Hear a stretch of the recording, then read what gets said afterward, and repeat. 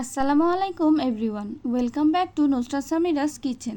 আশা করি সবাই ভালো আছেন।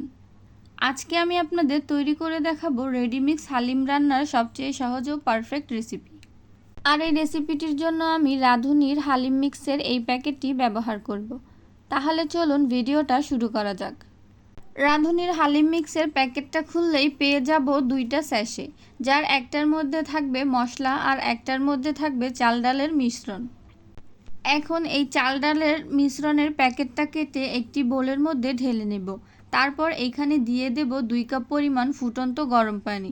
পানিটা অবশ্যই ফুটন্ত গরম পানি হতে হবে।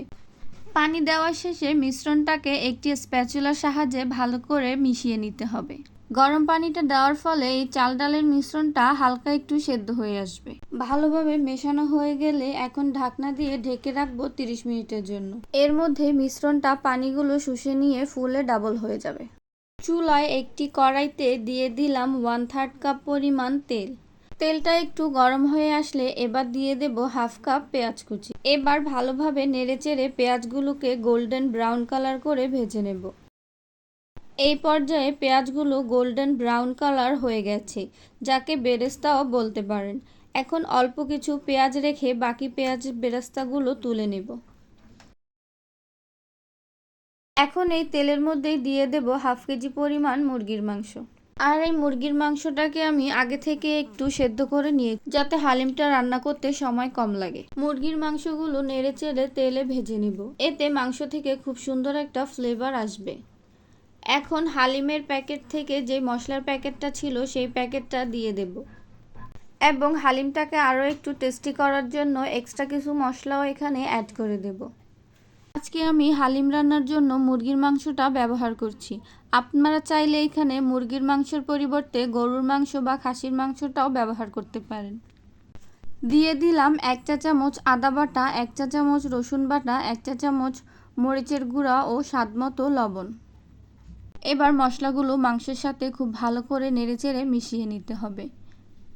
এই পর্যায়ে 1/3 কাপ পরিমাণ পানি দিয়ে মাংসটা কষিয়ে নেব, যাতে মশলা থেকে কোনো প্রকার স্মেল না আসে। কষানো হয়ে গেলে এখানে অ্যাড করে দেব হালিমের মিশ্রণটা। দেখুন, ফুটন্ত গরম পানি দেওয়াতে মিশ্রণটা ফুলে ডাবল হয়ে গেছে এবং যথেষ্ট পরিমাণ নরমও হয়ে গেছে। এবার হালিমের মিশ্রণটা মাংসের সাথে খুব ভালো করে মিশিয়ে নেব আর 2 থেকে 3 মিনিট ভালো করে কষিয়ে নেব, যাতে হালিমের মিশ্রণটার সাথে মাংসের মশলা সব ভালো করে মিশে যায়। প্রায় 3 মিনিট পরে এখানে অ্যাড করে দেব 4 কাপ পরিমাণ পানি। আপনারা হালিমটা কতটুকু পাতলা বা গাঢ় রাখবেন সেই হিসাবে পানিটা ব্যবহার করবেন। এখন হালিমটা নেড়েচেড়ে রান্না করে নেব যতক্ষণ না পর্যন্ত সেদ্ধ হয়ে যাচ্ছে। এর মধ্যে কিছুক্ষণ পরপর নেড়েচেড়ে দিতে হবে, যাতে পাতিলের তলায় লেগে না যায়। হালিমটা পুরোপুরি সেদ্ধ হয়ে যখন ঝোলটা গাঢ় হয়ে আসবে তখন চুলা থেকে নামিয়ে ফেলবো। এইবার হালিমটা পরিবেশনের পালা। একটি বাটিতে কিছু পরিমাণ হালিম তুলে নিলাম। এখন এর উপরে একে একে সবগুলো উপকরণ দিয়ে দেব। প্রথমেই দিয়ে দিলাম পরিমাণ মতো শসা কুচি, তারপর দিয়ে দিলাম পেঁয়াজের বেরেস্তা। এবার দিয়ে দেব সামান্য পরিমাণ আদা কুচি, দিয়ে দিলাম কাঁচামরিচ কুচি। ঝালটা আপনারা আপনাদের পছন্দ মতো দিতে পারেন।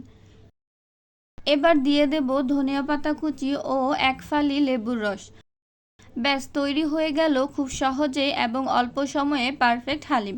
আশা করি ভিডিওটা আপনাদের ভালো লেগেছে। ভালো লেগে থাকলে একটি লাইক করে ভিডিওটা বন্ধুদের সাথে শেয়ার করে দেবেন এবং আরও সকল নতুন ভিডিও পাওয়ার জন্য চ্যানেলটি সাবস্ক্রাইব করে বেল আইকন প্রেস করে পাশে থাকবেন। ধন্যবাদ।